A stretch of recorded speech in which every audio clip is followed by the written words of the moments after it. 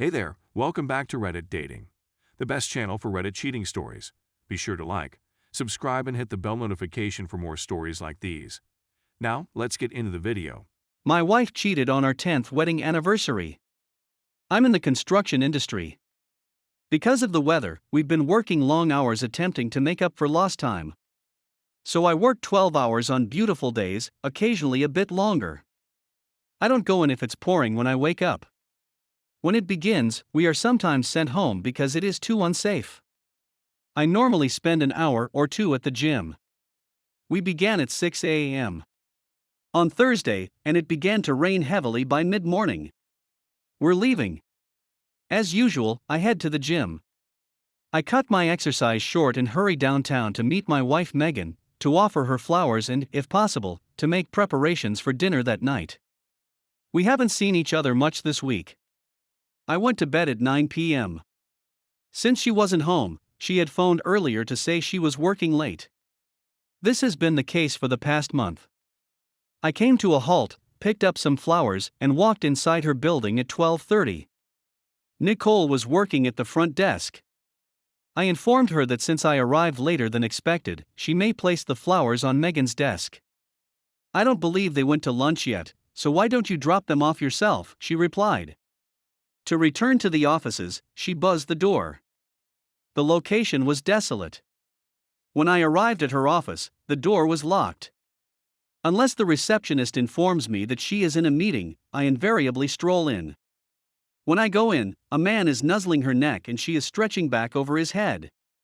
She is simply laughing because she can. We have to get this done, they say. I've been hit in the belly. I stepped out, slapped the flowers down, and yelled, "Happy anniversary." I didn't hear what she said. I simply walked by Nicole, said goodbye, and walked away. I made it to the elevators and out of the building when my phone began to ring. I cried my eyes out the whole way home. I went into the garage, retrieved my camping stuff from the rafters, and drove away. I traveled for almost 2 hours to a state park. I didn't know what to do. I had no choice but to flee.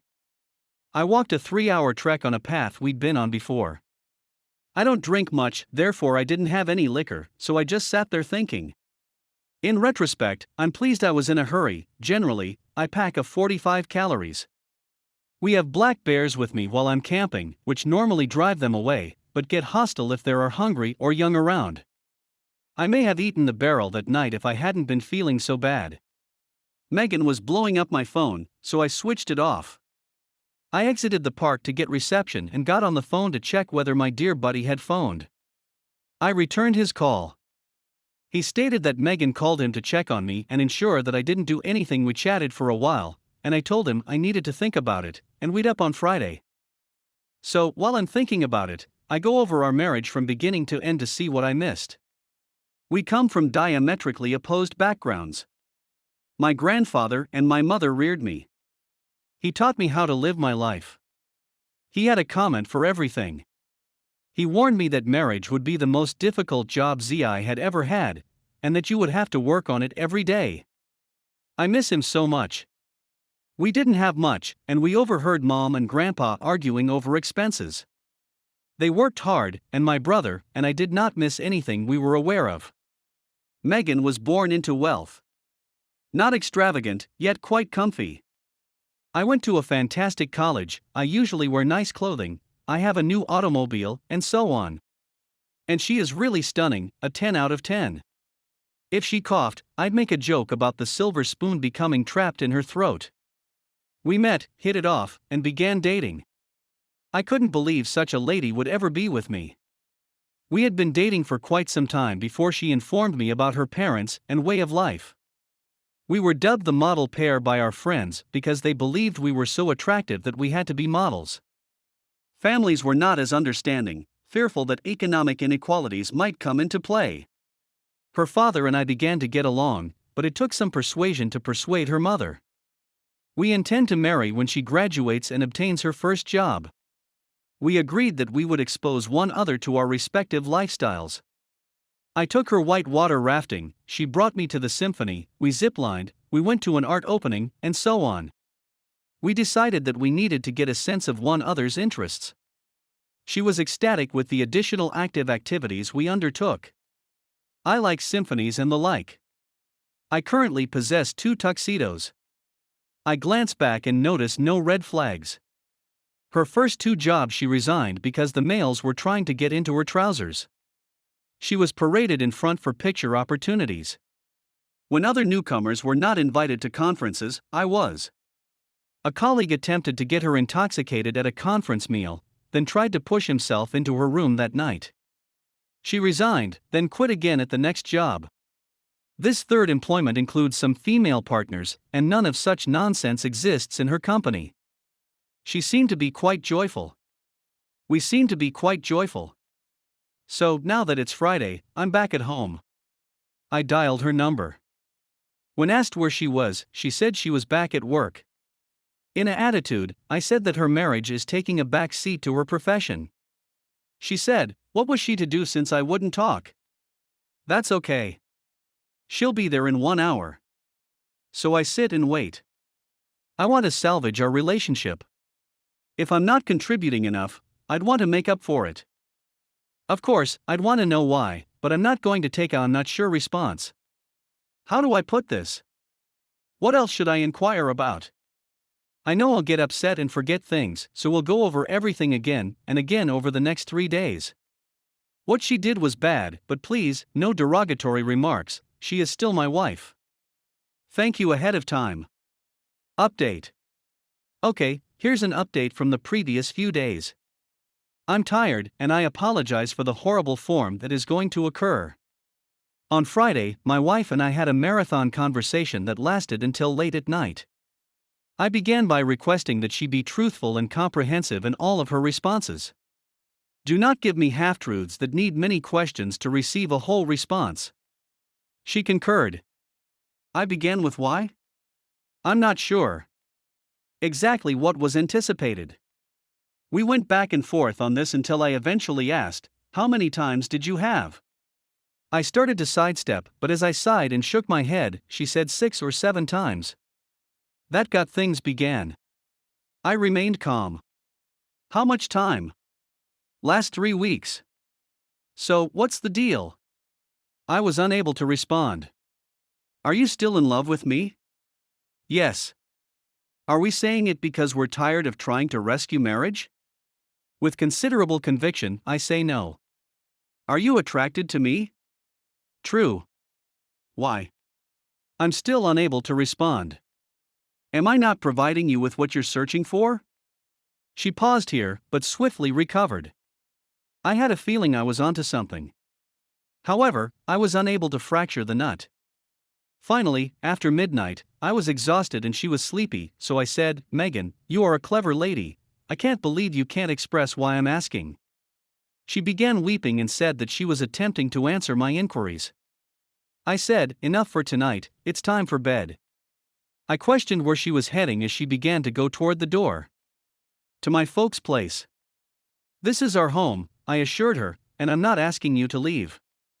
At that time, she stopped weeping. We are neither divorced or separated, I said. That might happen, but for the time being, we need to stick together till we figure this out. We really slept in the same bed, not 4, in case you're wondering. I'm up virtually the whole night. I'm looking over some of the comments and DMs. I had some amazing comments and debates with a few folks. One told me that women generally marry up in social status, so we were out of the ordinary. Another suggested that I was right that I wasn't fulfilling something for her, but another said that there was a post a few days ago describing this scenario, but from the woman's point of view, asking what she should do. He couldn't locate it in the subs he searched, r/surviving infidelity, and r/infidelity. So I went to Reddit, entered Meagan's username, and looked over her history. Bingo! She was the one who made the post. So, bright and early this morning, we begin again. Why? I inquire. The same response. We go round and round, she becomes irritated. Then I ask, did this individual cognitively challenge you? Her expression was priceless. I see you read my post. For the general public, she detailed how she got the sensation, how they first kissed, how they had a makeout session in the hotel, and how she departed. After I went for work the next morning, she rushed over to the hotel to put a stop to it, then had. It went on at least until her posting, and I'm sure I found them a few days afterwards. She was also debating whether to go, but then realized that things were moving too quickly, and that she needed to get away from this person. So I confront her with the fact that she thinks I'm a no. She was drawn to him since the project they are working on was his idea. She believes she is being passed over, and that she has to step up her game. This stimulation resulted in the attraction and the rest. Now I'm not sure. I knew she was honest because I knew her. Now that the floodgates have opened, we're having a terrific discussion about the subject. She needs a break about 3 p.m. She departs for her parents. So, as I'm writing this update, there's a knock on the door. Okay, I have to admit that I am quite exhausted right now. Meagan's mother appears. I inform her that Meagan is on her way to their home. She is aware that she wants to speak with me. She has never visited our home on her own. She has never, as far as I am aware, spoken to me personally. She claims she is not here to persuade me, and that she will accept any choice I make. But she insists on telling me her tale.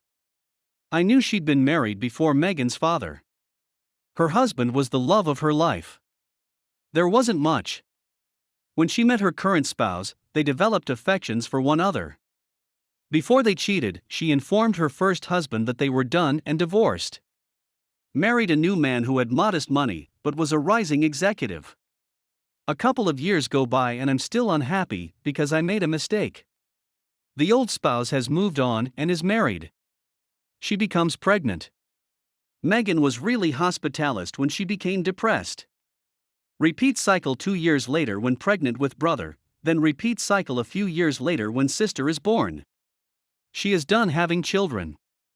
Everyone assumed it was postpartum depression, which it was, but it also coincided with her ex's decision to grow his family.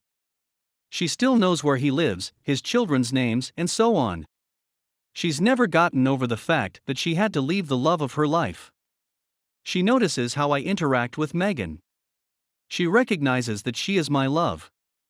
She witnessed how I took care of her when she left her first job. She stood up and walked away, saying nothing more. I realize this is a really lengthy sentence. Please stay with me, mods. There are a few items that need to be cleaned up. Much has been said about Meagan's first 2 occupations. We weren't married yet, so none of you were there as she stepped off the aircraft and sank into my arms.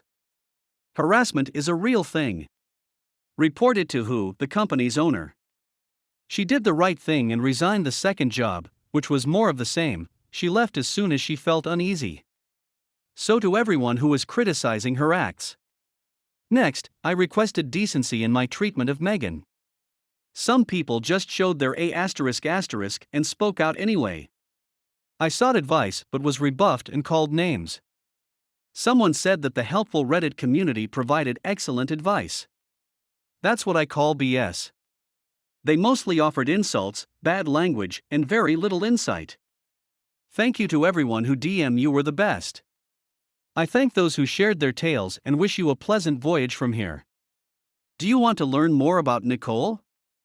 Nope. Do you want to know what the future holds? Nope. Oh, and her post will be taken down.